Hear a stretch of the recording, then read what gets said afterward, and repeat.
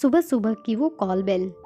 सुबह की call bell की आवाज़ सुनकर पहले तो उसे थोड़ा आलस सा लगा, लेकिन फिर उसके मन में एक आशंका उत्पन्न हुई। इतनी कड़कड़ाती ठंड में कौन हो सकता है? रजाई से निकलकर उसने देखा कि छोटी ननद शालिनी अपने पति के साथ खड़ी थी। तभी वह चमकीली मुस्कान के साथ बोली, अरे आप लोग इतनी सुबह सुबह? वह भी अचानक, बिना किसी खबर के। वह अचानक से ढेरों सवाल एक साथ करने लगी।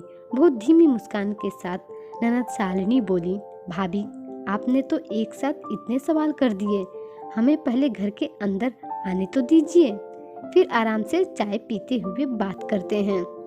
इतनी जल्दी भी क्या है? फिर उसने बताया, भाभी एक बहुत ही गंभीर बात है, समझ नहीं आ रहा है कैसे बताऊं आपको।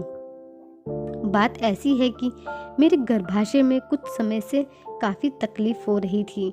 मुझे लगा ज़्यादा बड़ी परेशानी की कोई बात नहीं होगी, इसका इलाज भी चल रहा था, लेकिन पिछले हफ्ते अचानक तकलीफ बहुत ज़्यादा बढ़ गई, तो हमने बिना समय गंवाए मुंबई आना ठीक समझा। नीलम का तो मुंह बन गया, पर कविंदर यह बात सुनकर बहुत दुखित हो गए।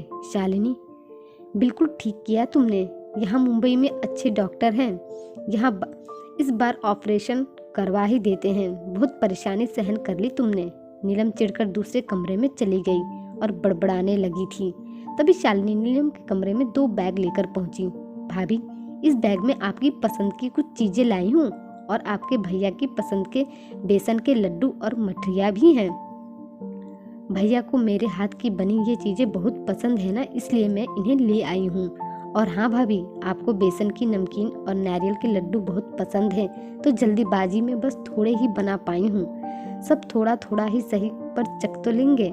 जब मेरी तबीयत ठीक हो जाएगी तो आप सभी को मनपसंद चीजें अपने हाथों से बनाकर खिलाऊंगी। कविंदर जी की आंखों में स्नेह के आंसू छलक गए। उन्होंने कहा, तुम्हारी इतनी तबीयत खराब है, फिर भी तुमने अपने भाई भाभी की पसंद याद रही? शालिनी ने कहा, हाँ भैया, एक ही तो भैया भाभी है मेरे, कैसे भूल सकती थी मैं आपकी पसंद और भाभी की पसंद को। नीलम मन ही मन सोचने लगी कि मैं कितना गलत समझ रही थी अपनी ननद शालिनी के बारे में। यह सब सुनकर नीलम शर्म से सिर नहीं उठा पा रही थी।